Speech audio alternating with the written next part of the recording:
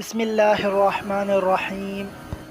دولت سلجوقیہ کا قیام عربی اسلامی مشرق میں رونما ہونے والے واقعات کے اسٹیج پر سلجوقیوں کے ظہور کے ان علاقوں کی سیاسی تبدیلی پر بہت گہرے اثرات پڑے جن کو ایک طرف عباسی خلفاء اپنی قلم رو میں شامل رکھنے کی کوشش کر رہے تھے اور دوسری طرف شیعوں کی فاطمی خلافت اپنی طرف کھینچ رہی تھی۔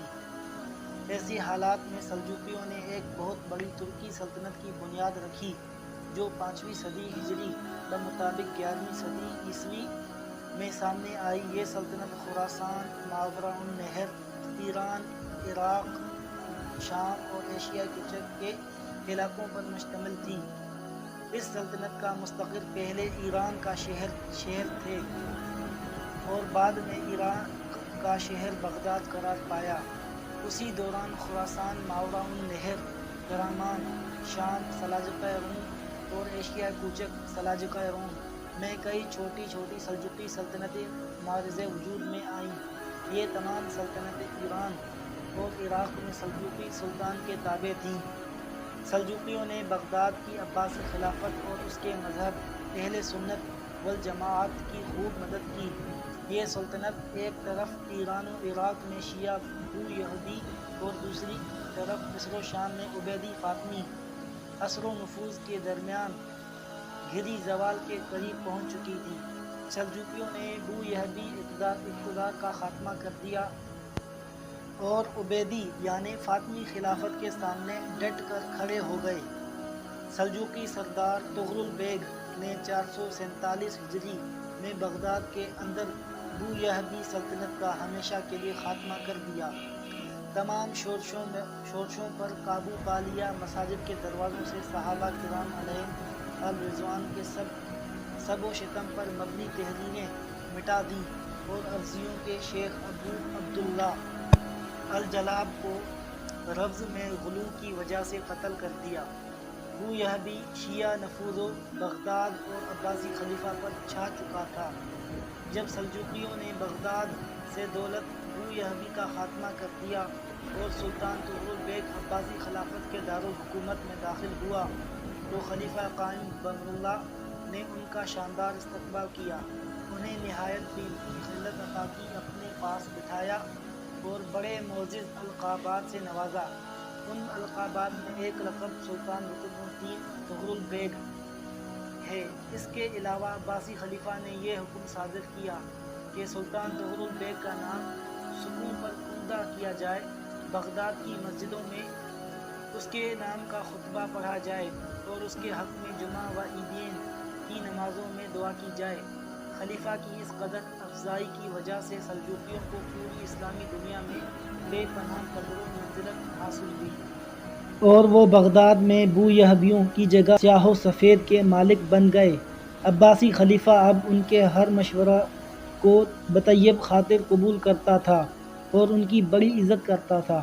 طغرل بیگ بڑی طاقتور شخصیت کا مالک تھا، بڑا ذہین، کمال شجاع، دیندار، نیک اور عدل گستر تھا۔ انہیں خصائل حمیدہ کی وجہ سے اس کی حمایت میں آئے روز اضافہ ہوتا چلا گیا اور اس نے ایک نہایت ہی طاقتور لشکر تیار کر لیا۔ طغرل بیگ نے کوشش کی کہ تمام سلجوقی ترک متحد رہیں اور اسلام کی اشاعت میں بھرپور حصہ لیں۔ خلیفہ قائم بامر اللہ نے سلجوقی سلطنت کے ساتھ اپنے تعلق کو مضبوط بنیادوں پر قائم کرنے کی خاطر طغرل بیگ کے بڑے بھائی جعفری بیگ کی بیٹی سے شادی کر لی۔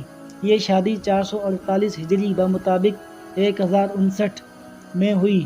پھر شعبان 454 ہجری بمطابق 1062 عیسوی میں طغرل بیگ کی شادی خلیفہ عباسی قائم بامر اللہ کی بیٹی سے ہوئی، لیکن اس کے بعد طغرل بیگ زیادہ عرصہ زندہ نہ رہے۔ 8 رمضان المبارک 454 ہجری بمطابق 1062 عیسوی کو یعنی صرف ایک ماہ بعد ان کا انتقال ہو گیا۔ اس وقت طغرل بیگ کی عمر 70 سال تھی۔ اپنی وفات سے پہلے طغرل بیگ خراسان، ایران اور عراق کے شمال مشرقی علاقوں میں اپنے ہاتھ سے سلجوقی اقتدار اور غلبہ کا کام مکمل کر چکے تھے۔ سلطان محمد الپرسلان بہادر شیر الپرسلان نے اپنے چچا طغرل بیگ کی وفات کے بعد زمام اقتدار اپنے ہاتھ میں لی۔ اگرچہ اقتدار کی خاطر ملک میں کچھ جھگڑے ہوئے، لیکن الپرسلان نے ان تنازعات پر بروقت قابو پا کر حالات کو اپنی گرفت میں لے لیا۔ الپرسلان اپنے مرحوم چچا طغرل بیگ کی طرح ایک نہایت مدبر، تجربہ کار لیڈر اور جرأت مند شخصیت کا مالک مخلص قائد تھا۔ اس نے ملکی سرحدوں کو وسیع کرنے کے لیے ایک نہایت ہی دانش مندانہ پالیسی اختیار کی۔ جو علاقے سلجوقی سلطنت کے زیر نگیں تھے، پہلے ان کے استحکام کو یقینی بنایا اور اس کے بعد بیرونی دنیا کی طرف پیش قدمی کی۔ سلطان الپرسلان ہمیشہ جہاد فی سبیل اللہ اور اپنی پڑوسی مسیحی سلطنتوں میں اسلام کی اشاعت کے لیے بے قرار رہتا تھا۔ اس کی ہمیشہ سے یہ کوشش رہی کہ ارمن اور روم کے علاقے اسلامی قلمرو میں شامل ہوں۔ دراصل وہ ایک مخلص مجاہد تھا اور اسلامی جہاد کی روح ہی وہ واحد عامل تھا جس کی بدولت الپرسلان کو شاندار کامیابیاں نصیب ہوئیں اور اس کی جہادی سرگرمیوں نے دینی رنگ اختیار کر لیا۔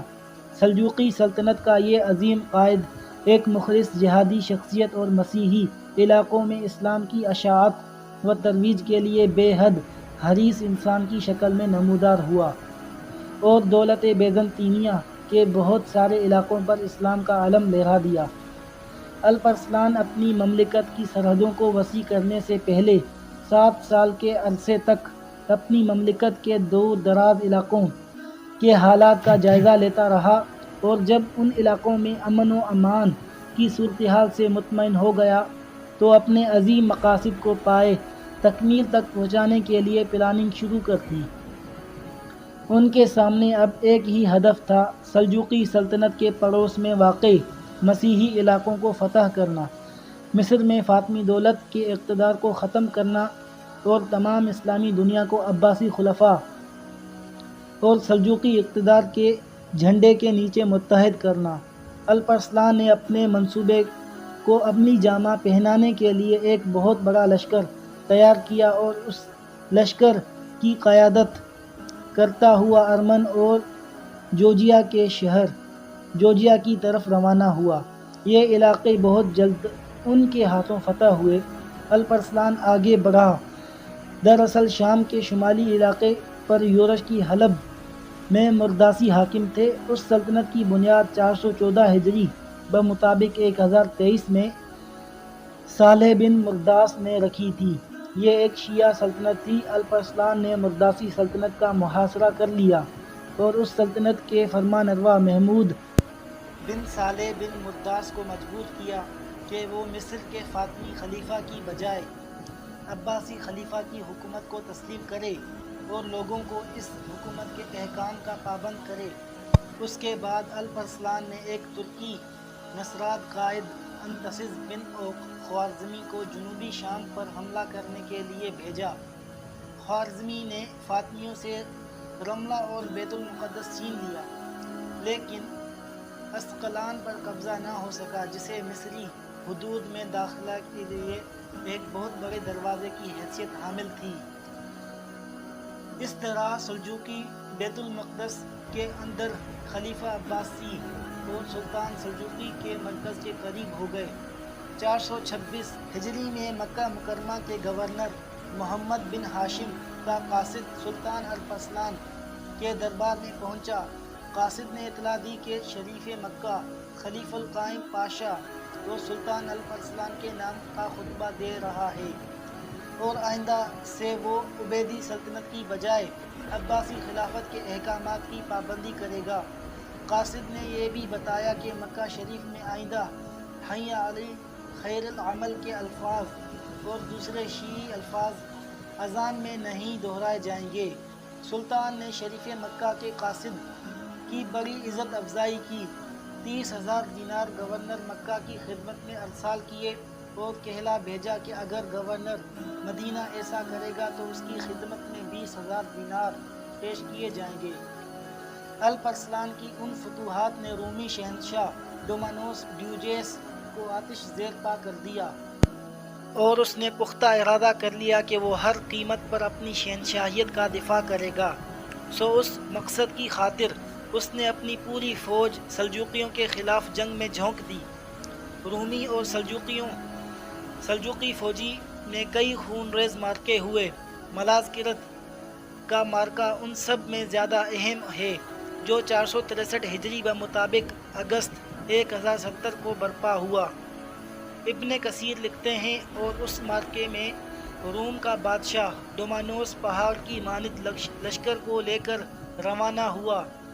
ان لشکروں میں روم، روس، برطانیہ اور کئی دوسرے ملکوں کے سپاہی شریک تھے۔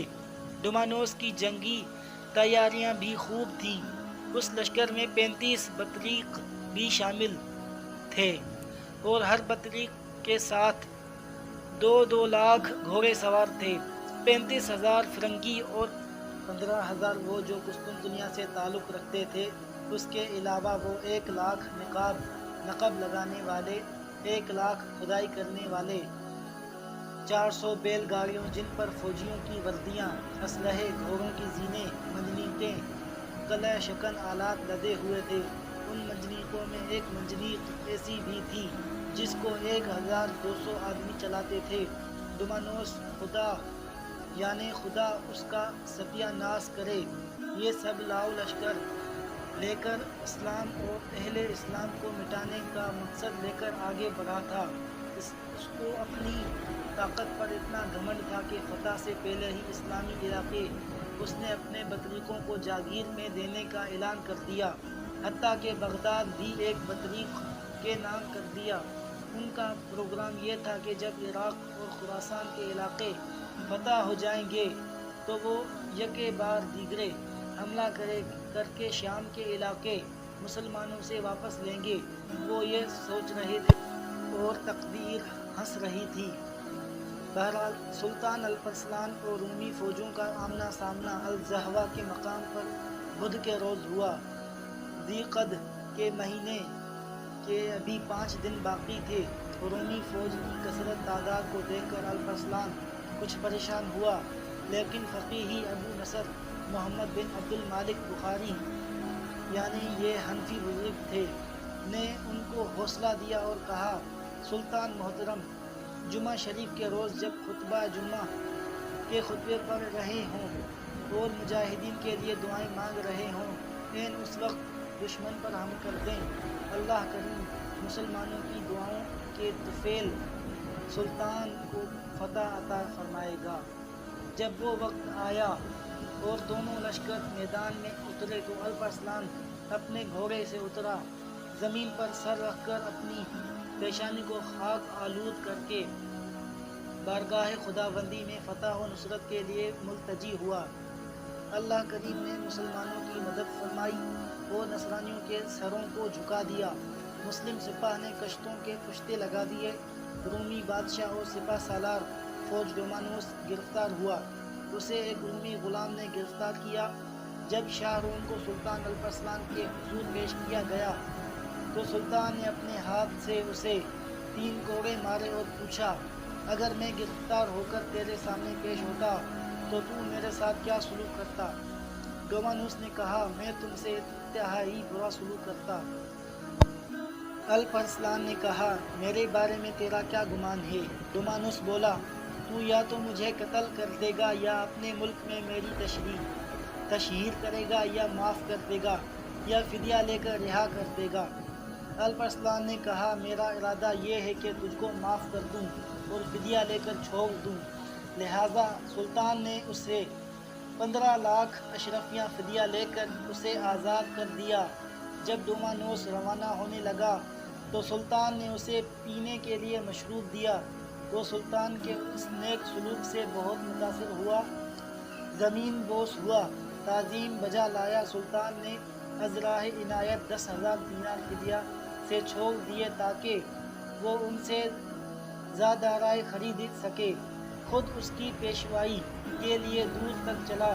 گرفتار شدہ بطریقوں کی ایک جماعت کو آزاد کر کے بادشاہ کے ساتھ روانہ کر دیا۔ تاکہ وہ تنہا سفر نہ کرے۔ ان تمام نوازشات کے علاوہ وہ اپنی طرف سے ایک محافظ دستہ بھی ان کے ساتھ کر دیا تاکہ کوئی گزند نہ پہنچائے۔ اس محافظ دستے کے پاس ایک جھنڈا تھا جس پر کلمہ طیبہ لا الہ الا اللہ محمد الرسول اللہ لکھا ہوا تھا۔ الپ ارسلان کا ایک مختصر سے لشکر جس کی تعداد 15,000 سے زیادہ نہیں تھی کی مدد سے شہنشاہ روم ڈومانوس کے 1,00,000 سپاہیوں پر مشتمل بہت بڑے لشکر کو شکست فاش سے دوچار کرنا کوئی معمولی واقعہ نہیں تھا۔ اس واقعے نے رومیوں کی کمر توڑ کر رکھ دی۔ ایشیا کوچک کے اکثر علاقوں میں رومی شہنشاہیت کی چولیں ہل گئیں۔ یہی وہ علاقے تھے جو رومی شہنشاہیت کے ستون اور بنیادیں خیال کیے جاتے تھے۔ سلجوقیوں کی اس شاندار فتح نے بیزنطینی حکومت کو ان علاقوں میں بالتدریج کمزور کرنا شروع کیا، حتیٰ کہ ایک وقت وہ بھی آیا کہ اس قدیم ترین سلطنت کا عثمانیوں کے ہاتھوں خاتمہ ہو گیا۔ الپ ارسلان کی متقی اور پرہیزگار انسان تھا۔ فتح کے مادی اور معنوی ہر دو اسباب سے استفادہ کرتا تھا۔ علماء اسلام کی ہم نشینی سے بہرہ ہوتا تھا، ان کی نصیحتوں کو گوش ہوش سے سنتا اور ان پر عمل کرتا۔ کیا ہی خوب نصیحت تھی جو عالم ربانی ابو نصر محمد بن عبد المالک بخاری حنفی نے کی۔ معرکہ ملازگرت جس کا ابھی ذکر ہوا ہے میں جب الپ ارسلان رومی فوج کی کثرت دیکھ کر پریشان ہوا تو اس صوفی منش عالم نے اس کی ڈھارس بندھائی اور کہا، سلطان، تو اللہ تعالیٰ کے دین کی حفاظت کے لیے جنگ کر رہا ہے اور اللہ کریم کا وعدہ ہے کہ اللہ تعالیٰ اپنے دین کو تمام ادیان پر غالب کر دے گا۔ آگے بڑھیے، اللہ تعالیٰ نے فتح و کامرانی آپ کے مقدر میں لکھ دی ہے۔ بروز جمعہ جب خطبہ اسلام منبروں پر آپ کے نام کا خطبہ پڑھ رہے ہوں اور مجاہدین کے لیے دعا کر رہے ہوں تو عین اس وقت جنگ کا آغاز فرمائیے۔ اللہ کریم مسلمانوں کی دعاؤں کی لاج رکھے گا اور آپ فتح نصیب پائیں گے۔ جب وہ گھڑی آئی تو سلطان نے جمعہ کی نماز پڑھائی، طاری ہو گئی، دھاڑے مار کر رویا، فوج کی بھی ہچکی بندھ گئی۔ پورے لشکر نے رب کے حضور گڑگڑا کر دعا کی۔ جب سلطان نماز سے فارغ ہوا تو فوج سے مخاطب ہوا، جو واپس جانا چاہتا ہے واپس چلا جائے، میری طرف سے تمہیں اجازت ہے، میں نہ تمہیں روکتا ہوں اور نہ حکم دیتا ہوں کہ واپس جاؤ، تمہیں اختیار دیتا ہوں، لیکن میں اس رومی سپاہ سے تنہا بھی لڑوں گا۔ یہ کہہ کر تیر و کمان پھینک دی، اپنے ہاتھ سے اپنے گھوڑے کی دم باندھی، جنگی سامان زیب تن کیا، تلوار بے نیام کی اور ایک آہ سرد بھر کر بولا، اگر میں میدان جہاد میں قتل ہو جاؤں تو یہی جنگی لباس میرا کفن ہوگا۔ اللہ اکبر! واقعی ایسے ہی لوگوں پر اللہ کی رحمت کا نزول ہوتا ہے۔ اسلام کا یہ جلیل اور عظیم سپاہ سالار باغی کے ہاتھوں شہید ہوا۔ اس باغی کا نام یوسف خوارزمی تھا۔ آپ کا سن وصال 10 ربیع الاول 465 ہجری بمطابق 1072 عیسوی ہے۔ آپ مرو کے شہر میں اپنے باپ کے پہلو میں دفن ہوئے اور ملک شاہ کو اپنے پیچھے جانشین چھوڑا۔ سلطان الپ ارسلان کا اخلاق و کردار: آپ بڑے خدا ترس اور غریب پرور تھے۔ اللہ تعالیٰ کی عطا کردہ نعمتوں پر ہمیشہ شکر بجا لاتے۔ ایک دفعہ کا ذکر ہے کہ آپ کا گزر مرو میں خراسیں کے فقراء سے ہوا۔ آپ ان کی حالات زار کو دیکھ کر رو پڑے اور بارگاہ خداوندی میں التجا کیا، یا اللہ ان غریبوں کو اپنے فضل سے غنی کر دے۔ آپ بہت زیادہ صدقہ و خیرات کیا کرتے تھے۔ رمضان المبارک میں 15,000 اشرفیہ صدقہ کرنا آپ کا معمول تھا۔ ملک کے طول و عرض کے فقراء و مساکین کے نام ایک رجسٹر میں درج کر رکھے تھے، جنہیں معقول وظائف دیے جاتے تھے اور ان کے جملہ اخراجات کی کفالت حکومت کرتی تھی۔ پورے ملک میں کوئی جرم اور زیادتی نہیں تھی، رعایا خوشحال تھی اور خراج کی حقیقی آمدنی کے علاوہ کسی سے کوئی ٹیکس وصول نہیں کیا جاتا تھا۔ اور سالانہ خراج یک بارگی لینے کی بجائے سال میں آدھا آدھا کر 2 مرتبہ لیا جاتا تھا تاکہ لوگ آسانی سے خراج ادا کر سکیں۔ صدقہ وصول کرنے والے بعض عاملین نے آپ کی خدمت میں ایک عریضہ لکھا جس میں وزیر مملکت نظام الملک توسی کی شکایت کی کہ ان کے پاس بہت زیادہ دولت ہے۔ آپ نے نظام الملک کو بلا بھیجا اور کہا اگر یہ شکایت صحیح ہے تو اسے سمجھو، اپنے اخلاق کو سنوارو اور اپنی اصلاح کرو، اور اگر یہ الزام ہے تو شکایت کنندہ کی غلطی کو معاف کرو۔ رعایا کے مال کی حفاظت کا جذبہ۔ ایک دفعہ آپ کو اطلاع ملی کہ آپ کے ایک غلام نے اپنے کسی ساتھی کا تہبند چرایا ہے تو آپ نے اسے سولی پر لٹکا دیا۔ یہ دیکھ کر غلاموں میں خوف و ہراس چھا گیا اور اس کے بعد چوری کا کوئی واقعہ پیش نہ آیا۔ آپ نے بادشاہوں کے سوانح حیات، ان کے اخلاق و کردار اور شرعی احکامات پر مشتمل کتابوں کا مطالعے سے خاصا شغف رکھتے تھے۔ جب آپ کو اپنے حسن کردار اور ایفائے عہد کی بدولت دنیا اسلام میں شہرت نصیب ہوئی تو کئی فرمانرواؤں نے خود بخود آپ کی اطاعت قبول کر لی اور مخالفت ترک کر کے آپ کے ہم نوا بن گئے۔ ماوراء النہر سے لے کر شام تک کے دور دراز علاقوں کے بادشاہ آپ کی خدمت میں حاضر ہوئے اور آپ سے اتحاد کیا۔ محترم ویورز، اب تک کے لیے اتنا ہی۔ رکھیے اپنا خیال اور اپنے اس چینل کا بھی۔ اللہ حافظ۔ ملک شاہ اور سلطنت کو متحد رکھنے میں اس کی ناکامی۔ الپرسلان کے وصال کے بعد اس کا بیٹا ملک شاہ تخت نشین ہوا۔ آپ کے چچا کاورد بن جعفری جو کرمان کے سلجوقیوں کا حاکم تھا، آپ کی تخت نشینی کو قبول کرنے سے انکار کر دیا اور خود طالب تخت ہوا۔ ہمدان کے قریب چچا بھتیجا میں خون ریز معرکہ ہوا۔ کاورد کو شکست ہوئی۔ کرمان کے علاقے پر قبضہ کر کے ملک شاہ نے 465 ہجری 1073 عیسوی میں سلطان شاہ بن الپرسلان کو اس علاقے پر حاکم مقرر کر دیا۔ سلطان ملک شاہ سلجوقیوں کے دور میں سلجوقی سلطنت کو کافی وسعت نصیب ہوئی۔ مشرق میں اس سلطنت کی سرحدیں افغانستان تک، مغرب میں ایشیائے کوچک تک اور جنوب میں شام تک وسیع ہو گئیں۔ سلجوقی سلطنت کا یہ حدود اربع فتح دمشق کے بعد کا ہے۔ دمشق 468 ہجری بمطابق 1075 عیسوی میں سلجوقی سپہ سالار اتسز کے ہاتھوں فتح ہوا اور یہاں عباسی خلیفہ کے نام کا خطبہ جاری ہوا۔ ملک شاہ نے شام کے مقبوضات اور اپنے بھائی تاج الدولہ توتمش کے حوالے کر دیے تاکہ فتوحات کے سلسلے کو آگے بڑھایا جائے۔ یہ واقعہ 470 ہجری بمطابق 1077 عیسوی کا ہے۔ تاج الدولہ ہی کے ہاتھوں شام کی سلجوقی سلطنت کی بنیاد پڑی۔ اسی طرح ملک شاہ نے اپنے ایک قریبی رشتہ دار سلیمان بن قتلمش بن اسرائیل کو ایشیائے کوچک کا والی مقرر کر دیا۔ سلطان ملک شاہ دراصل جہاد کے سلسلے کو آگے بڑھانا چاہتا تھا۔ ایشیائے کوچک کے علاقے پہلے رومیوں کے زیر نگیں تھے۔ 470 ہجری بمطابق 1071 میں سلیمان ان علاقوں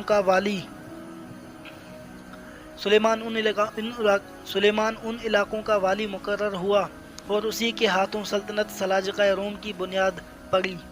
آخر الذکر سلطنت 224 سال تک قائم رہی اور ابو الفوارس قتلمش بن اسرائیل کی نسل سے 14 فرمانرواؤں نے اس پر حکومت کی۔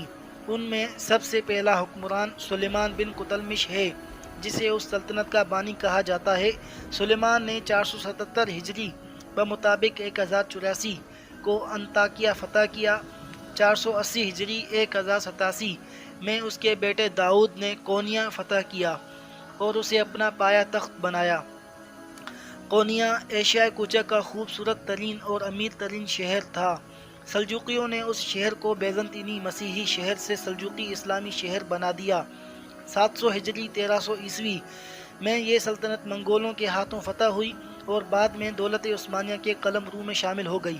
سلاجقہ روم ایشیا کوچک کو ترکی اور سنی اسٹیٹ بنانے کی شدید خواہش رکھتے تھے۔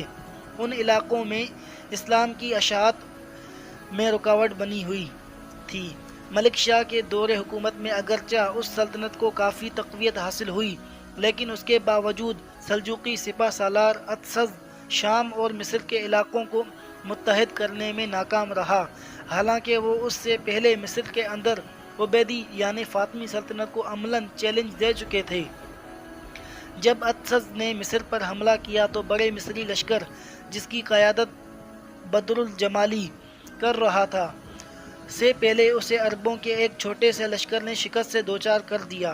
یہ واقعہ رجب 669 ہجری بمطابق 1076 عیسوی کا ہے۔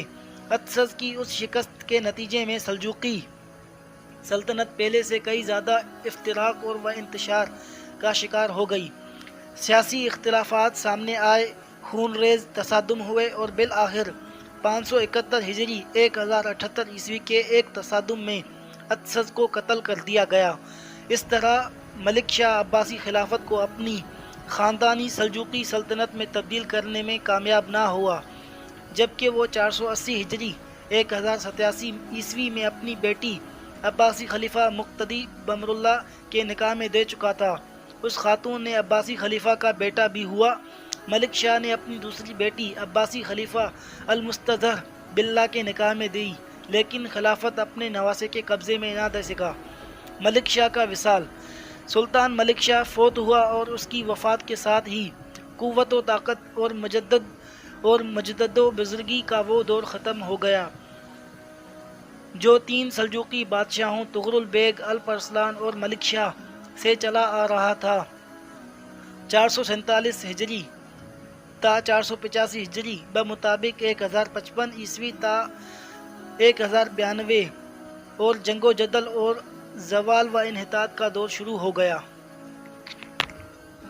ملک شاہ فوت ہوا اور اس نے اپنے پیچھے 4 بیٹے چھوڑے: برقیاق، محمد، سنجر اور محمود۔ محمود، جو بعد میں ناصر الدین محمود کے نام سے پہچانا گیا، بچہ تھا۔ اس کے ہاتھ پر بیعت کی گئی کیونکہ اس کی ماں ترکان خاتون کو ملک شاہ کے دور حکومت میں بڑی قدر و منزلت حاصل تھی۔ محمود تقریباً 2 سال 485 ہجری بمطابق 1092 تا 487 ہجری بمطابق 1094 عیسوی حکمران رہا، کیونکہ ان کا اور ان کی والدہ کا وصال ہو گیا۔ ان کے بعد رکن الدین ابو المظفر برقیاق بن ملک شاہ آیا اور 498 ہجری بمطابق 1105 تک حکمران رہا۔ پھر رکن الدین ملک شاہ ثانی کے ہاتھ پر بیعت ہوئی اور اسی سال اقتدار غیاث الدین ابو شجاع محمد کے ہاتھ لگا اور وہ 511 ہجری بمطابق 1128 تک مسند حکومت پر جلوہ افروز رہا۔ عظیم دولت سلجوقیہ کا آخری حکمران غیاث الدین ابو شجاع محمد تھا، جس کا پایہ تخت ماوراء النہر کا علاقہ تھا اور خراسان، ایران اور عراق کے علاقوں پر بھی اس کی حکمرانی تھی۔ بالآخر 522 ہجری بمطابق 1128 عیسوی میں سلجوقی سلطنت شاہینات خوارزم کے ہاتھوں ختم ہو گئی۔ ماوراء النہر سے سلجوقیوں کی عظیم سلطنت کے خاتمے کے ساتھ ہی سلاجقہ افتراق و انتشار کا شکار ہو گئے اور ان کی حدود اور ان کی وحدت پارا پار ہو گئی۔ ان کی طاقت اس قدر کمزور ہو گئی کہ سلجوقی متعدد گروہوں اور باہم متصادم لشکروں میں تبدیل ہو گئے جو تخت و تاج حاصل کرنے کے لیے باہم دست و گریباں رہتے تھے۔ عظیم سلجوقی دولت کئی چھوٹی امارات اور دول میں تقسیم ہو گئی اور یہ امارات اور سلطنتیں کسی ایک سلطان کے اقتدار کو قبول کرنے کے لیے تیار نہ ہوئیں، جیسا کہ وہ سلطان طغرل بیگ، سلطان ارسلان اور سلطان ملک شاہ اور ان کے اسلاف کے دور میں متحد رہی۔ ہر ایک علاقہ خود مختار تھا، ہر ایک اپنا فرما نوا تھا اور ان چھوٹی امارات میں کسی قسم کا تعاون نہیں تھا۔ اس افتراق و انتشار کے نتیجے میں ماوراء النہر سے ایک اور طاقت ابھر کر سامنے آئی۔ یہ خوارزمی سلطنت تھی جو ایک عرصہ تک منگولی حملوں کا ڈٹ کر مقابلہ کرتی رہی۔ خوارزمی سلطنت کے ساتھ سلجوقی امارات عراق اور شام کے شمال میں قائم ہوئی، جو اتابک امارات کے نام سے پہچانی جاتی تھی۔ اسی عرصے میں سلاجقہ روم کی سلطنت سامنے آئی۔ یہ وہ سلطنت ہے جس نے صلیبی حملوں کو روکا اور ایشیائی کوچے کا شمالی مغربی کونا دشمن کے دست و برد سے محفوظ رکھا، لیکن یہ سلطنت منگولیوں کے تابڑتوڑ حملوں کا مقابلہ نہ کر سکی اور بالآخر ان غارت گروں نے اس علاقے میں تباہی مچا دی۔ سلجوقی سلطنت کے سقوط میں متعدد عوامل کار فرما تھے، یہی عوامل عباسی خلافت کے سقوط کا پیش خیمہ ثابت ہوئی۔ ان عوامل میں سے چند یہ ہیں: سلجوقی گھر کے اندر بھائیوں، چچاؤں، بیٹوں اور پوتوں کے درمیان تخت و تاج کے لیے چپقلش، بعض امراء و وزراء اور اتابکوں کی طرف سے سلجوقی حکمرانوں کے درمیان فتنہ فساد کی آگ بھڑکانا،